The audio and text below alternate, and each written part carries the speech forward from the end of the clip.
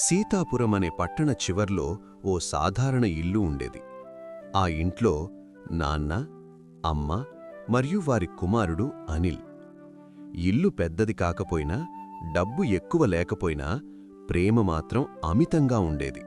అనిల్కి చిన్నప్పట్నుంచే ఒకటే కల, ఈ ఊరు వదిలి పెద్ద నగరానికి వెళ్ళాలి, పెద్ద ఉద్యోగం చెయ్యాలి, బాగా డబ్బు సంపాదించాలి, పెద్ద పెద్ద కార్లలో తిరగాలి అని అనుకుంటూ ఉంటాడు.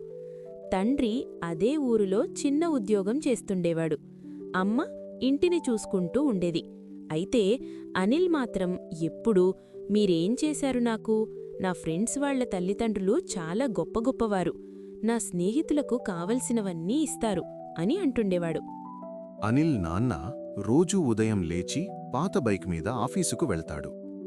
ఎండైనా వానైనా అనిల్ చదువు కోసం ఒక్కరోజు కూడా సెలవు తీసుకోకుండా వెళ్లేవాడు. అనిల్ అడిగిన ప్రతీదీ, పుస్తకాలు, ఫీజు, బట్టలు అన్నీ కొనిచేవాడు. కాని అనిల్ ఎప్పుడూ గమనించలేదు.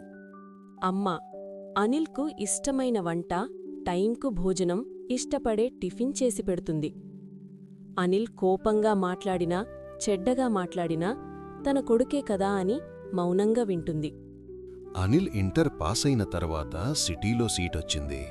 తను ఇంకా ఈ ఊరు వదిలి వెళ్ళిపోవచ్చని చాలా సంతోషపడతాడు.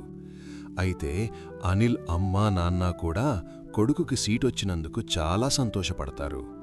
పై చదువు కోసం అనిల్ని సిటీ పంపిస్తూ, బాగా చదువు నాన్నా, చదువు మీదనే శ్రద్ధ పెట్టు, అప్పుడప్పుడు ఫోన్ చేస్తూ ఉండు అంటారు.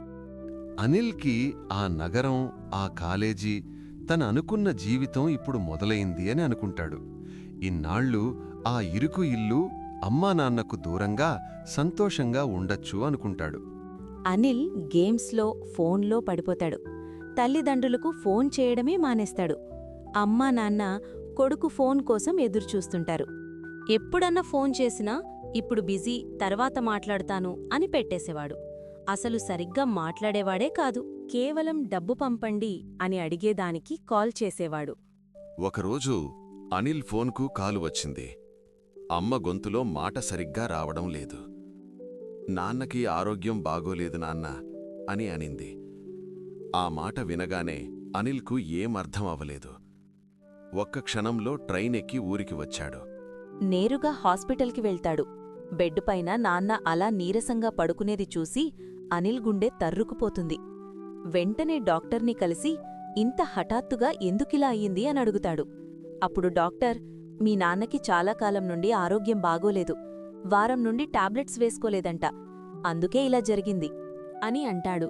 అప్పుడు అనిల్ ఒంటరిగా ఆస్పత్రి బయట కూర్చొని, నాన్న నాకు డబ్బులు పంపడానికి తను టాబ్లెట్స్ కూడా కొనుక్కోలేదు, నేను కనీసం ఫోన్ చేసి ఎలా ఉన్నారు అని అడిగేవాణ్ణి కాదు, నేను స్వార్థపరుణ్ణి అని అనుకుంటాడు. అనిల్ అమ్మానాన్నల దగ్గరికి వెళ్ళి, నన్ను క్షమించండి, నేను మిమ్మల్ని చాలా బాధ పెట్టాను, ఇన్ని రోజులు డబ్బు సంపాదించిన వాళ్లే గొప్పవాళ్లనుకున్నాను, కాని డబ్బు కన్నా ఆప్యాయతలు గొప్పవని ఈరోజు తెలిసింది అని అంటాడు. నాన్న కోలుకుంటాడు. ఈసారి అమ్మా నాన్నల విలువ తెలుసుకున్న అనిల్ వారితో కలిసిమెలిసి ఉంటాడు. తిరిగి చదువుకోడానికి వెళ్ళాక రోజుకి ఒక్కసారైనా ఫోన్ చేసి అమ్మా నాన్నలతో మాట్లాడేవాడు. సెలవులు వచ్చినప్పుడల్లా ఊరికి వచ్చి అమ్మా నాన్నలతో సమయం గడిపేవాడు. అనిల్ తన అమ్మ నాన్నల గురించి 10 మందికి గొప్పగా చెప్పుకునేవాడు. మొదట్లో తన నాన్న చిన్న ఉద్యోగం, తక్కువ సంపాదన అని అనుకునేవాడు. కాని డబ్బు సంపాదించడమే విజయం కాదు అని తెలుసుకున్నాడు.